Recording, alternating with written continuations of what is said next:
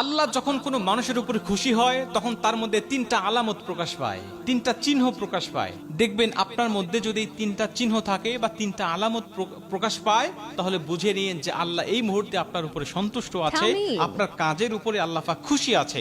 অতএব এই কাজগুলোকে আপনি কন্টিনিউ করবেন। প্রথম নম্বরে রাসূল সাল্লাল্লাহু আলাইহি ওয়াসাল্লাম বলেন, আল্লাহ যখন কোনো মানুষের উপরে খুশি থাকে, আল্লাহ যখন কোনো মানুষের উপরে সন্তুষ্ট থাকে, তখন ওই মানুষকে আল্লাহ রাব্বুল আলামিন দ্বীনের পথে চলতে সহযোগিতা করে, দ্বীনের পথে তাকে বেশি বেশি কাজ করার জন্য আল্লাহ পাক সহজ করে দেয়। আব্দুল্লাহ ইবনে মাসউদ রাদিয়াল্লাহু তাআলা আনহু বলেন, আল্লাহ মানুষকে চরিত্র দান করেন তেমন, মানুষকে রিজিক দান করেন যেমন। মানে মানুষকে রিজিক যেমন দান করা হয়, মানুষকে চরিত্র ঠিক সেভাবে দান করা হয়, সেভাবে দেওয়া হয়। মানে আপনি যখন উত্তম চরিত্রের অধিকারী হবেন, আপনি যখন ভালো ভালো কাজ করবেন সমাজের মধ্যে, দেশের মধ্যে, তখন বুঝবেন যে আল্লাহ আমাকে এগুলো করার তৌফিক দিচ্ছেন, আল্লাহ এটা আমাকে দান করেছেন, যেভাবে আমাকে রিজিক দান